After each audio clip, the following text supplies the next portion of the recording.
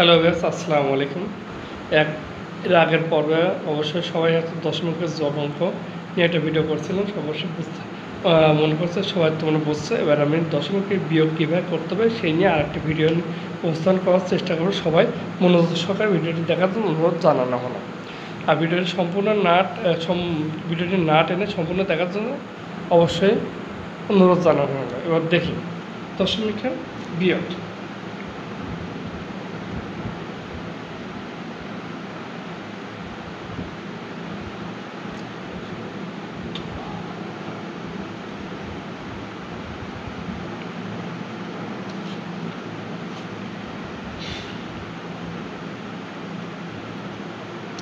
যোগের ক্ষেত্রে আমরা যেভাবে বলেছি সেইভাবেই আর একটা বুঝাই দিই।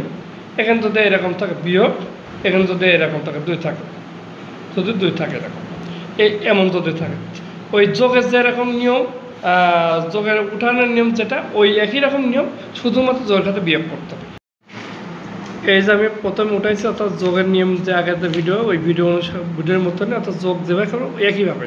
এই যে 2 আছে, এটা পূর্ণ সংখ্যা না, সেক্ষেত্রে পূর্ণ সংখ্যা দশমিকের আগে বসবে, আমি বসাই দিলাম।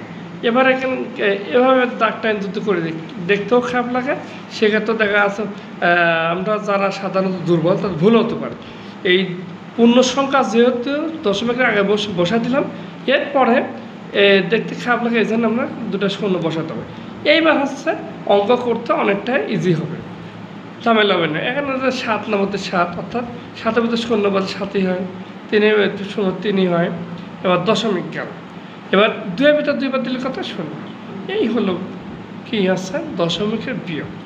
সাধারণত যোগ বিয়োগ আমরা যেভাবে করি একইভাবে প্রত্যেক দশমিকের শুধু দশমিক হাতে রাখা এবং আটটা বিয়োগ করে দেয়, আটটা করে দিই। যেমন হচ্ছে এখানে দেখেন, যদি এরকম থাকেন 2.7 নিচে 3 বিয়োগ 2 এরকম, এই হচ্ছে বিয়োগ।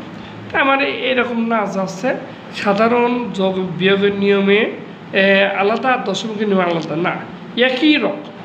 এবার 3 কয়ে অর্থাৎ শূন্য কত ধরতে হবে বিয়োগের ক্ষেত্রে? 10। তাহলে 3 কয়ে 10, 7-এ 10, হাতে থাকে 1। ওই 1 আসি নিচের সংখ্যার সাথে যোগ হয়, 2 আর 1 যোগ করলে 3, 7-এর ভিতর 3 বাদিল 4।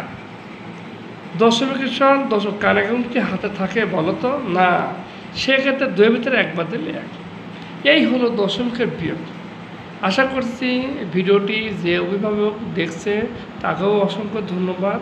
আশা করছি সেও বুঝতে পারছে, আপনি বুঝে আপনার বাচ্চাকে বোঝাতে পারবেন। এমনকি বাচ্চা যদি এই অঙ্কটি বুঝতে না পারে তাহলে কমেন্টের মাধ্যমে জানাবেন, আমি পরবর্তীতে আবার দশমিকের যোগ বিয়োগ বোঝা দেবে। এটা হচ্ছে 4র্থ শ্রেণীর জন্য অবশ্যই ইম্পর্টেন্ট একটা। এদেরকে দশমিকের যোগ বিয়োগের অঙ্কই আছে পরীক্ষায়। সাধারণত গৌতমের অঙ্কের ক্ষেত্রেও কিন্তু এটাকে যোগ বিয়োগের ক্ষেত্রে আছে, অন্যান্য অঙ্ক আছে। আমি কিছু রিটেন অঙ্ক আছে, ওগুলো করে দেবো। শুধুমাত্র সাধারণ দশমিকের যোগ বিয়োগ কীভাবে করতে হয় এই নিয়ে এদের 2টা ভিডিও করলাম। আশা করছি 2টা ভিডিও চ্যানেলে দেওয়া থাকবে, অবশ্যই দেখে নিন। সবাই ভালো থাকুন, আল্লাহ হাফেজ, আসসালামু আলাইকুম।